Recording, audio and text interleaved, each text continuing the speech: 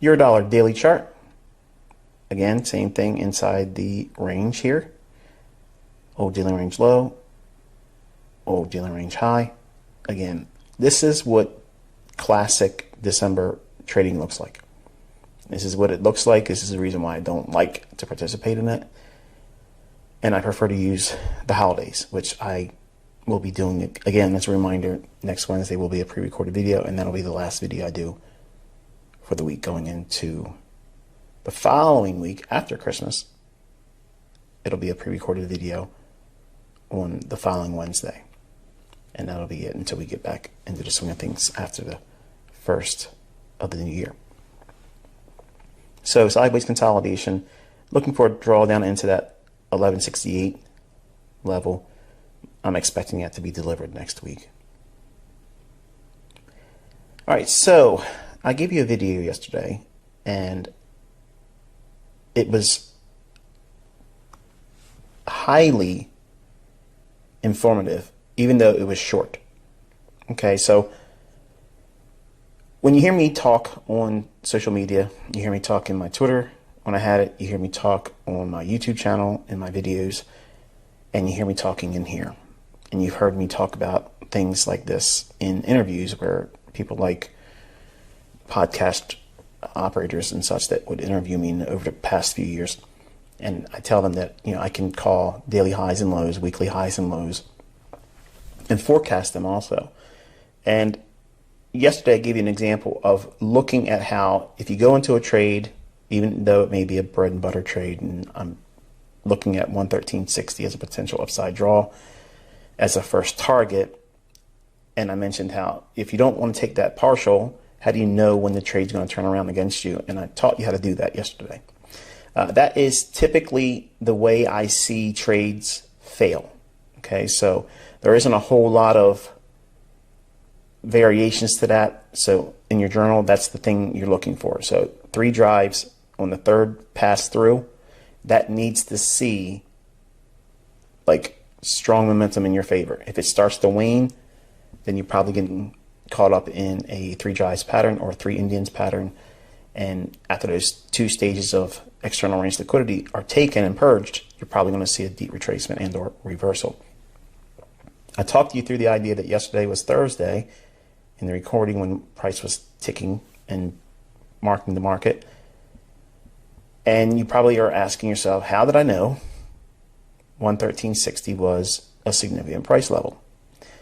I want to take you back to the daily chart real quick.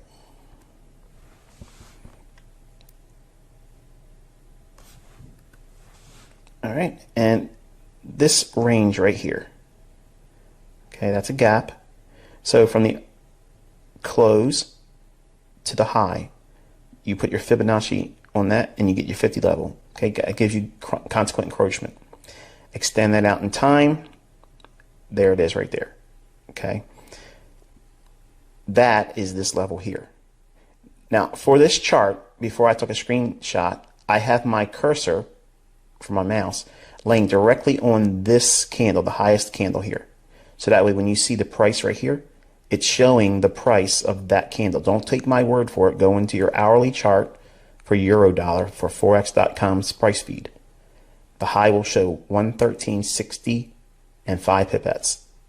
That is exactly what the mid level is, or consequent encroachment, on that wick on the daily chart. It's also above this high here. How high can it go above an old high, Michael, and reverse if you're trying to trade turtle soup? Well, this is one way of doing it. You have to have these signatures there. Okay, if there's a wick above an old candle on a higher time frame and it's above here, it might draw right to that consequent encroachment level and turn around.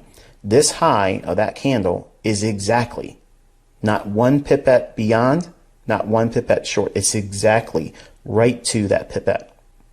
113.60 and 5 pipettes.